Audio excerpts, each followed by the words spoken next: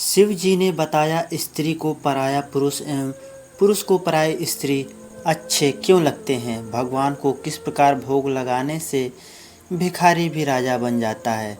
राधे राधे दोस्तों, आप लोग का स्वागत है हमारे यूट्यूब के एक और नए चैनल में। आइए दोस्तों, कहानी की ओर आगे बढ़ते हैं। भगवान शिव ने बताया स्त्री को पराये पुरुष क्यों अच्छे लगते हैं। दोस्तों, एक समय की बात है, भगवान शिव और माँ पार्वती कैलाश पर्वत पर विश्राम कर रहे होते हैं। तभी माता पार्वती भगवान शिव से पूछने लगती हैं, हे स्वामी, आज मेरे मन में कुछ प्रश्न निर्माण हो रही हैं, कृपया आप मेरे इस प्रश्न का समाधान कीजिए। तभी भगवान शिव कहते हैं, है प्रिय, तुम्हारे मन में जो भी प्रश्न है निसंकोच होकर पूछ लो, तुम्हारा हर प्रश्न का समाधान करना मेरा कर्तव्य है। तब देवी पार्वती कहती हैं, हे प्रभु, मेरा पहला प्रश्न है, भगवान को किस प्रकार भोग लगाने से भिखारी भी राजा बन जाता है। और मेरा दूसरा प्रश्न है, स्त्री को दूसरे का पति और पुरुष को दूसरे की पत्नी क्यों अच्छे लगते हैं। तब भगवान शिव मुस्कुराते हुए कहते हैं कि हे देवी, आज तुमने बहुत ही महत्वपूर्ण प्रश्न किए हैं जो मानव जाति के कल्याणकारी हैं। तो मैं तुम्हारे इन दोनों प्रश्नों का उत्तर एक छोटी सी कथा के माध्यम से देने वाला हूँ, इसलिए पूरे ध्यान से सुनना। तब माँ पार्वती कहती है, हे प्रभु, मैं इस कथा को पूरे ध्यान से सुनूंगी। जो आपके मुख से सुनने का सौभाग्य प्राप्त होगा। दोस्तों, फिर भगवान शिव कथा को प्रारंभ करते हुए कहते हैं कि एक गांव के बाहर भगवान विष्णु का एक छोटा सा मंदिर था, जिसमें एक वृद्ध पुजारी रहते थे। एक दिन एक गरीब माँ अपने नन्हे से बालक को मंदिर के द्वार पे छोड़कर चली गई। बहुत खोजने पर भी पुजारी को उस बालक के परिवार का कुछ भी पता नहीं चला। जब गांव के किसी भी व्यक्ति ने उस बालक का लालन पालन करने की जिम्मेदारी नहीं ली, तो पुजारी ने इसे विष्णु भगवान की इच्छा मानकर उस बच्चे को अपने पास रख लिया और उसका नाम श्याम रख दिया।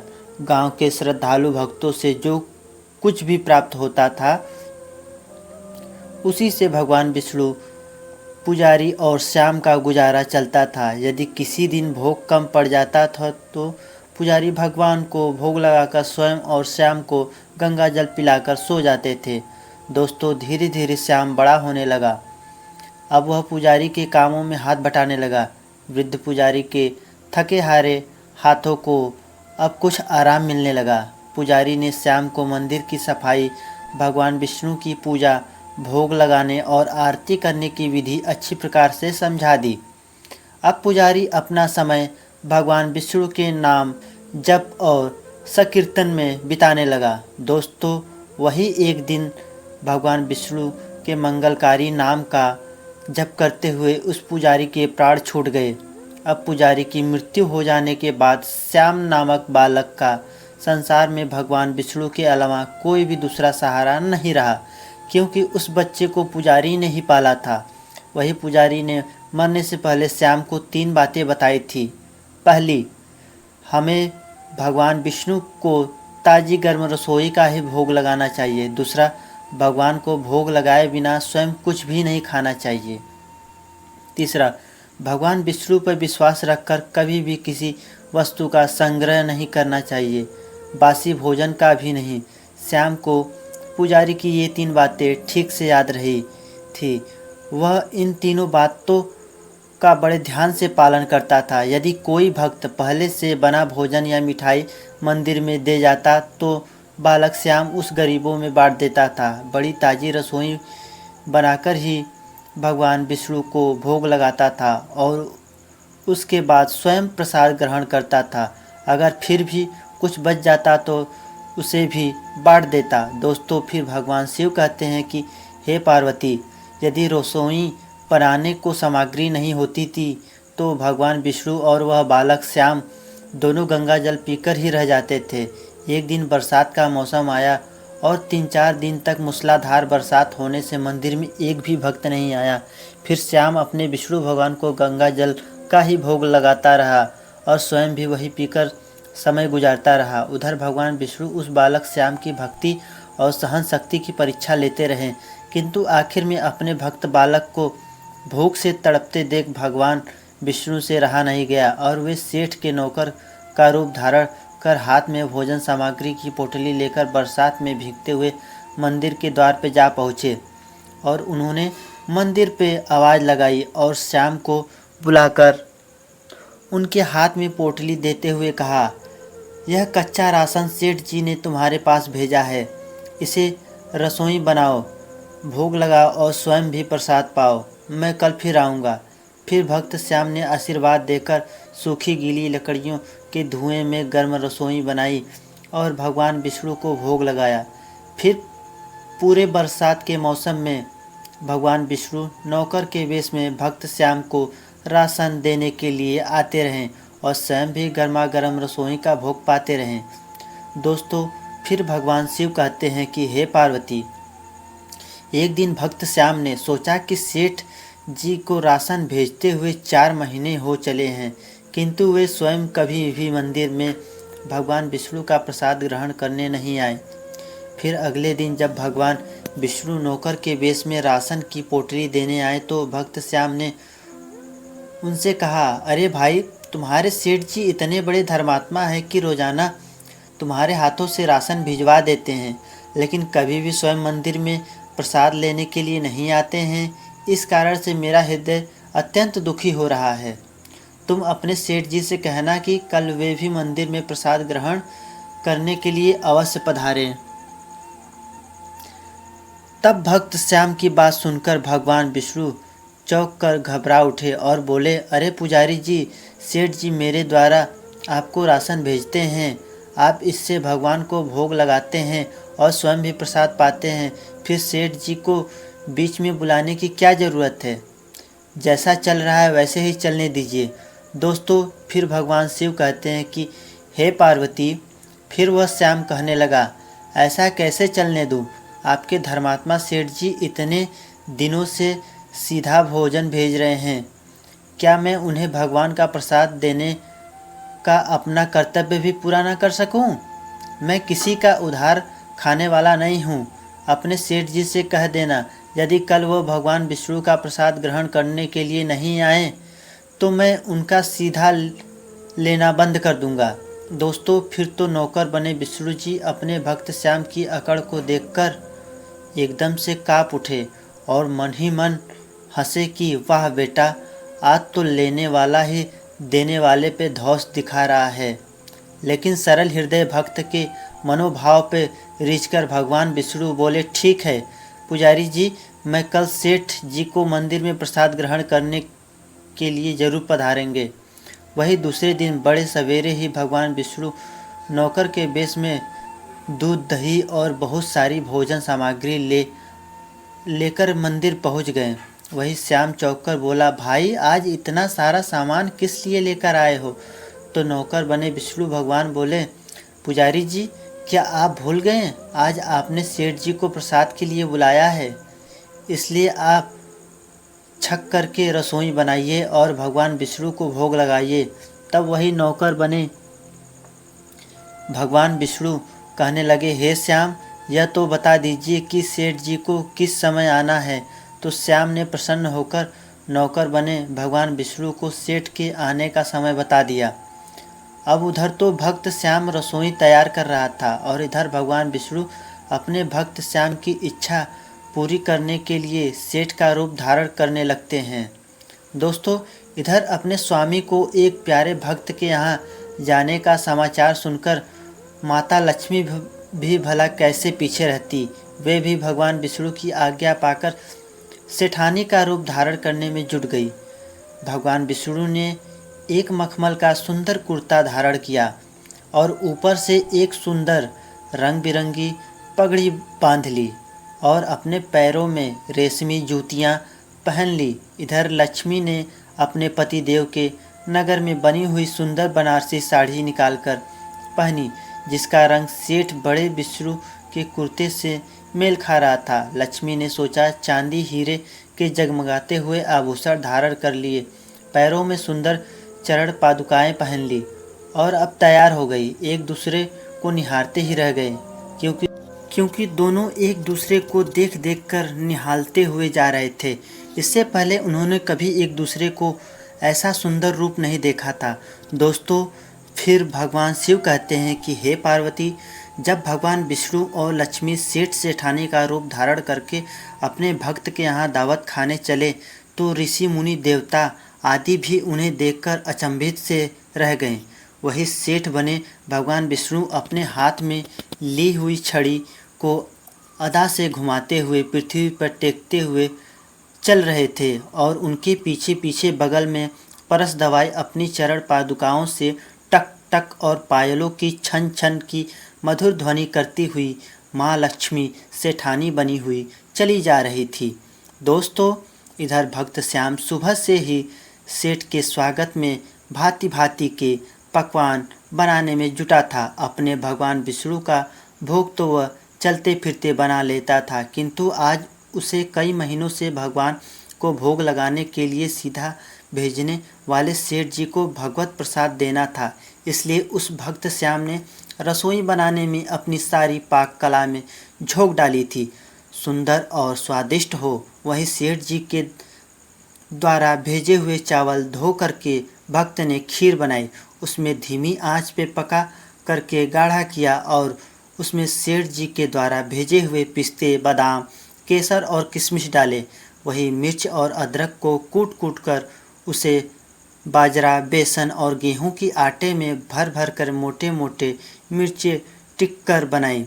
दोस्तों, फिर रसोई बनाकर भक्त श्याम स्नान करने चला गया ताकि स्वच्छ वस्त्र पहनकर भगवान विष्णु को भोग लगा सके और उसके बाद में सेठ जी को उनका प्रसाद दे सके। दोस्तों, फिर क्या, भगवान शिव कहते हैं कि हे पार्वती, जब भक्त श्याम को स्नान करके लौटा तो उसने देखा कि सेठ जी प्रसाद ग्रहण करने के लिए स्वयं तो आए ही हैं, साथ में सेठानी जी को भी लाए हैं। श्याम ने तुरंत ही दोनों को राम राम की और उन्हें आसन देकर बिठाया और बोला, मैं भगवान विष्णु को भोग लगाकर आता हूँ, फिर आपको प्रसाद परोसता हूँ। दोस्तों, वही भगवान विष्णु जो भावना के भूखे थे, उनकी भूख सहन नहीं हो रही थी, इसलिए वे बोले, पुजारी एक काम करो, भगवान को जल्दी से भोग लगाइए, मुझसे भूख सहन नहीं हो रही है। दोस्तों, सेठ बने भगवान विष्णु की बात सुनकर भक्त श्याम बोला, देखो सेठ जी, भूख तो मुझे भी जोर से लगी है, किंतु मैं अपनी भूख के कारण भगवान को भोग लगाना नहीं भूलता। इधर सेठ बने भगवान विष्णु एक पत्तल उठाते हुए बोले, पुजारी जी आप भोग लगाइए, मैं पत्तल परोस लेता हूँ, मुझसे भूख सहन नहीं हो पा रही है। दोस्तों, फिर भक्त बने सेठ भगवान विष्णु को डांटते हुए बोले, सेठ जी भगवान के काम में न जल्दबाजी कीजिए, चलती है और न कंजूसी, इसलिए चुपचाप इंतज़ार करो। जब तक मैं भगवान विष्णु को भोग नहीं लगा देता आप रसोई के पास भी नहीं भटक सकते, चुपचाप इधर बैठ जाइए और ओम नमो भगवते वासुदेवाय का जाप करते रहिए। मैं अभी आता हूँ, फिर आपको पेट भर के भोजन कराऊंगा। दोस्तों, फिर सेठ बने भगवान विष्णु डांट खाकर चुपचाप अपने आसन पर बैठ गए। सेठानी बनी लक्ष्मी जी उनकी यह दशा देखकर अपनी हंसी मुश्किल से रोक पाईं। जैसे ही भक्त श्याम पत्तल में सामग्री लेकर भगवान को भोग लगाने मंदिर में गया, भगवान विष्णु जी लक्ष्मी जी को मौन रहने का संकेत करते हुए चुपके चुपके पैर रखते हुए रसोई में पहुंच गए और एक एक व्यंजन को उठाकर खाने लगे। दोस्तों, भगवान विष्णु प्रसाद को खाते ही चौंक गए, क्योंकि खीर में चीनी की जगह नमक भरा हुआ था और सब्जियों में चीनी। रोटी का एक कोरा तोड़कर मुंह में डाला तो वह तीखी मिर्ची से भरी थी, जिससे सीसी करते हुए भगवान विष्णु लौटे और पैर भगाकर अपने आसन पर जा बैठे। और इधर लक्ष्मी जी अपने स्वामी की ऐसी हालत देखकर खिलखिला हंस पड़ी। भक्त श्याम ओम नमो भगवते वासुदेवाय मंत्र का जाप करते हुए रसोई में पहुंचा और भोग को रसोई में मिलाकर पवित्र बना दिया। फिर सेठ जी के सामने पत्तल परोसकर बोला, सेठ जी मैंने भगवान विष्णु को भोग लगा दिया है, अब आप भी जी भर के प्रसाद खाइए। तब सेठ रूप धारण किए हुए भगवान विष्णु प्रसाद ग्रहण करने की बात सुनकर ही उनके पसीने छूटने लगे और कभी भगवान विष्णु भक्त श्याम को तो कभी लक्ष्मी को देखने लगे। भक्त श्याम को सेठ जी की ढील बर्दाश्त नहीं हुई और वह कहता, सेठ जी अब क्या हो गया आपको? अभी अभी तो आप इतने उतावले हो रहे थे, अब आप खाने में इतनी देरी क्यों कर रहे हैं? आप जल्दी से प्रसाद ग्रहण करें, तभी तो माता जी भी प्रसाद ग्रहण करेंगी और फिर मैं प्रसाद पाऊंगा। फिर भक्त श्याम की ललकार सुनकर विष्णु जी ने चुपचाप खीर का कुल्हड़ उठाया और सारी नमकीन खीर गटागट पी गए। कुल्हड़ खाली होने की ही देर थी कि श्याम ने उसमें झट से भर दिया। अपने प्रिय भक्त के हाथों परोसे हुए भोग में भगवान को आज दुगना स्वाद आ रहा था, जिससे श्याम परोसता गया और भगवान विष्णु पीती गए। लक्ष्मी जी भी भक्त और भगवान के इस प्रेम को देखकर मुग्ध हो गई। जब सारी रसोई समाप्त हो गई तो भगवान ने एक जोर की ढकार ली। तब श्याम को होश आया और बोला, वाह सेठ जी वाह, मैं ही बावला था जो आज इतनी थोड़ी सी रसोई बनाई। मुझे पता होता कि आपको प्रसाद ग्रहण करने का इतना बड़ा शौक़ है तो मैं और ज़्यादा रसोई बनाता। तब भगवान विष्णु अपने पेट पे हाथ फेरते हुए सेठानी बनी लक्ष्मी जी की ओर मुस्कुराकर देखते हुए बोले, पुजारी जी मैं इतना रोज़ खाना कहाँ खाता हूँ, किंतु आज प्रसाद इतना स्वादिष्ट बना था कि अपने पे बस नहीं रहा और खाता चला गया। फिर भक्त श्याम रुआन सा होकर बोला, सेठ जी वह तो आपने ठीक किया, लेकिन माता जी को तो भूखी रह गई, रसोई तो आपने सारी साफ कर दी। दोस्तों फिर ममतामयी लक्ष्मी पर श्याम की उदासी देखी नहीं गई और उन्होंने बची हुई खीर की 4 बूंदें अपने कंठ में टपका ली। भगवान द्वारा भोग लगाने से प्रसाद में अद्भुत अलौकिक स्वाद भर गया था। ऐसा सुगंधित और मीठी खीर छक्कर जगत जननी लक्ष्मी आकंठ तृप्त हो गई। उनके तृप्त होते ही सृष्टि का प्रत्येक प्राणी तृप्त हो गया। दोस्तों फिर भक्त श्याम बोला, सेठ जी आपने और माता जी ने प्रसाद ग्रहण कर लिया है, इससे मुझे अत्यंत संतोष हुआ। दाना लेता हूँ जिससे कि भगवान विष्णु के प्रसाद का अनादर ना हो। ऐसा कहकर भक्त श्याम ने खीर के पात्र में लगा हुआ एक चावल का दाना उठाकर अपने कंठ में डाल लिया, जिससे उसी चावल के एक दाने से ही भक्त श्याम का जन्म जन्मांतर की भूख प्यास मिट गई और समस्त वासनाओं और इच्छाओं की तृप्ति हो गई।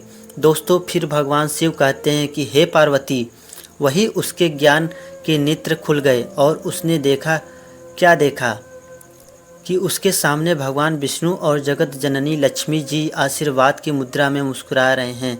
फिर तो भगवान विष्णु और लक्ष्मी का असली रूप देखकर भक्त श्याम दौड़कर उनके चरणों में लेट गया। फिर भगवान विष्णु ने भक्त श्याम को अपने हाथों से उठाकर अपने सीने से लगा लिया और कहा, बेटा बताओ तुम्हें क्या चाहिए, मैं तुम्हारी भक्ति से बहुत प्रसन्न हूँ। तब भक्त श्याम कहने लगा, प्रभु मुझे कुछ नहीं चाहिए, केवल आपका प्यार चाहिए।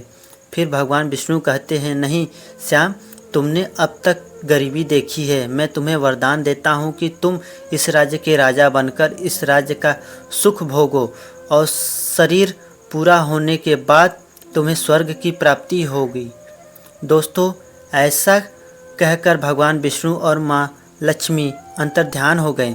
दोस्तों वही गरीब श्याम जो भगवान को नित्य नियम से भोग लगाकर स्वयं भोजन करता था, उसे यह फल मिला कि वह भिखारी से राजा बन गया।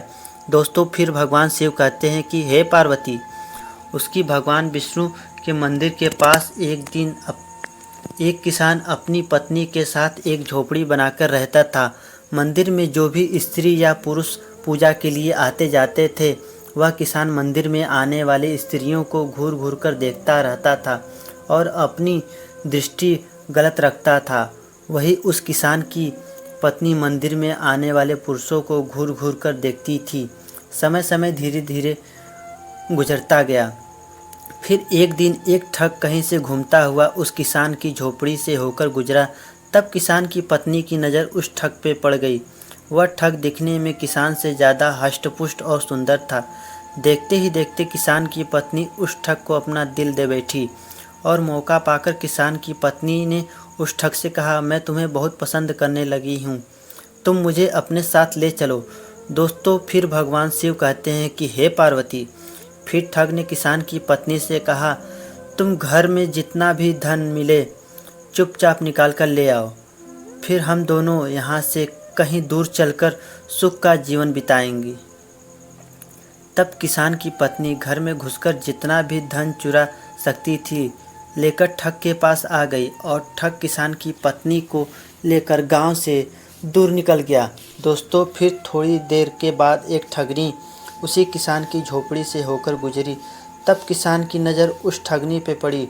ठगनी किसान की पत्नी से बहुत ज़्यादा सुंदर थी, इसलिए किसान ठगनी को अपना दिल दे बैठा, जिससे मौका पाकर उसने ठगनी से कहा, मैं तुमसे प्यार करने लगा हूँ, चलो हम कहीं दूर चलकर एक साथ सुखपूर्वक रहेंगे।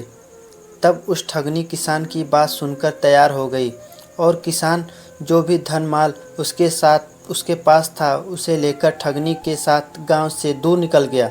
दोस्तों, फिर कुछ समय चलने के बाद किसान की पत्नी और ठग एक नदी पे पहुँचे और दूसरे स्थान पे किसान और ठगनी। ना तो किसान को पता था कि उसकी पत्नी ठग के साथ गई है और न ही किसान की पत्नी को पता था कि किसान ठगनी के साथ चला गया है। दोस्तों, फिर भगवान शिव कहते हैं कि हे पार्वती। नदी पे पहुंचने के बाद ठग किसान की पत्नी से कहता है, तुम ये गहने मुझे दे दो, मैं तुम्हें इन्हें नदी के पार रख कर आऊँ, फिर तुम्हें पार कराऊंगा। फिर ठग की बातों में आकर किसान की पत्नी ने धन उसे दे दिया और ठग ने धन लेकर किसान की पत्नी को नदी में ढकेल दिया और वहां से चला गया। फिर दूसरी ओर ठगनी ने किसान से माल लेकर उसे भी नदी में ढकेल दिया और दूर चली गई। फिर किसान और उसकी पत्नी नदी में डूबते उछलते हुए एक स्थान पर मिले।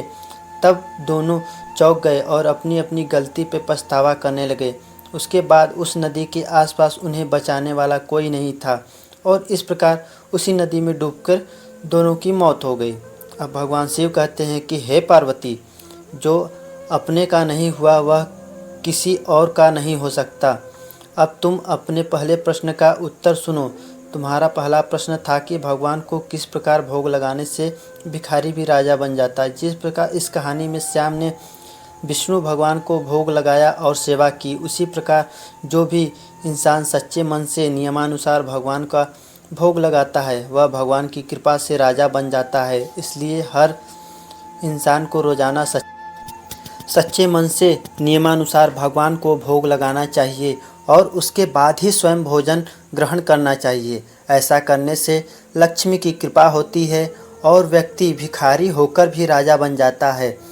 अब तुम अपने दूसरे प्रश्न का उत्तर सुनो। तुम्हारा दूसरा प्रश्न था कि स्त्री को दूसरे का पति और पुरुष को दूसरे की पत्नी क्यों अच्छी लगते हैं। जो स्त्री या पुरुष चरित्रहीन होते हैं उन्हें हमेशा दूसरे का पति या दूसरे की स्त्री अच्छे लगते हैं। जिस प्रकार से किसान और उसकी पत्नी दोनों ही चरित्रहीन थे, न तो किसान को अपनी पत्नी अच्छी लगती थी और न ही पत्नी को अपना पति, इसलिए उन्होंने चरित्रहीनता की और जो चरित्रहीनता करते हैं उन्हें एक दिन अपने कर्मों का फल भोगना ही पड़ता है। इसी वजह से किसान और उसकी पत्नी की नदी में डूबकर मृत्यु हुई। पति पत्नी के बीच सच्चा प्रेम, वफादारी, सेवा, आत्मीयता और विश्वास तभी रहता है जब एक व्यक्ति निष्ठा का व्रत धारण करता है। यदि कोई स्त्री अनेक पुरुषों से या कोई पुरुष अनेक स्त्रियों से गुप्त संबंध स्थापित करता है तो उसके शरीर, रक्त, मन और मस्तिष्क में अनेक तत्व मिल जाने के कारण अस्थिरता, खींचतान, आकर्षण और विकर्षण के दौर शुरू हो जाते हैं। ऐसी अवस्था में सच्चा प्रेम, वफादारी और आत्मीयता असंभव हो जाती है। अभिचारी स्त्री पुरुषों का दाम्पत्य जीवन हमेशा कपट, ध्रुवता, मायाचर और छल से भरा होता है। वे अवसर पड़ने पर ही अपने साथी को धोखा देते हैं। इसलिए जो चरित्रहीन होती हैं उसे कभी अपना पति अच्छा नहीं लगता और जो पुरुष चरित्रहीन होता है उसे कभी अपनी स्त्री अच्छी नहीं लगती। ऐसे स्त्री पुरुष अत्यंत अंत समय में नरक की ओर जाते हैं। इसलिए सदैव सन्मार्ग पर चलने के लिए हर पुरुष स्त्री को चरित्रवान होना चाहिए, तभी वे भगवान की कृपा के पात्र बन सकते हैं। दोस्तों,